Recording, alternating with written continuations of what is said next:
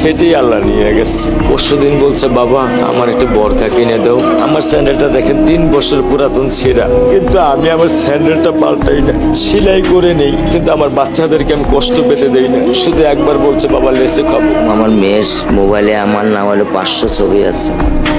আমি এখনো সাহস পাইনি আমার মেয়ের একটা ছবি বের করে দেখতে। আমার সে সাহস নাই। আমি সে সাহস হারাই ফেলছি, কারণ ও আমার ছিল হৃৎপিণ্ড। ওর জীবনে এমন কোনো চাওয়া নাই যেটা আমি পূরণ করি নাই।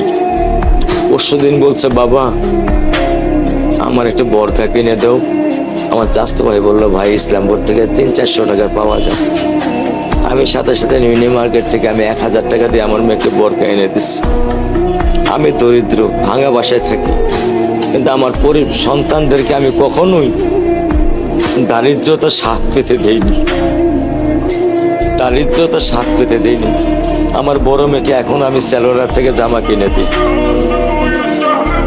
আমার স্যান্ডেলটা দেখেন 3 বছর পুরাতন ছেঁড়া, কিন্তু আমি আমার স্যান্ডেলটা পাল্টাই না, সেলাই করে নেই, কিন্তু আমার বাচ্চাদেরকে আমি কষ্ট পেতে দেই না। শুধু একবার বলছে বাবা লেচে খাবো। আমি 1 মিনিটও দেরি করিনি, 1 মিনিটও আমি দেরি করিনি। ও আমার একটা হৃৎপিণ্ড, সেটাই আল্লাহ নিয়ে গেছে। আলহামদুলিল্লাহ, শুকরিয়া, আল্লাহ দিছে, আল্লাহ নিয়ে গেছে। আমার কোনো কষ্ট নেই।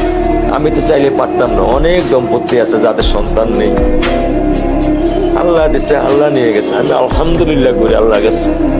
আমার কোনো কষ্ট নেই, কোনো কষ্ট নেই। ঠিক আছে।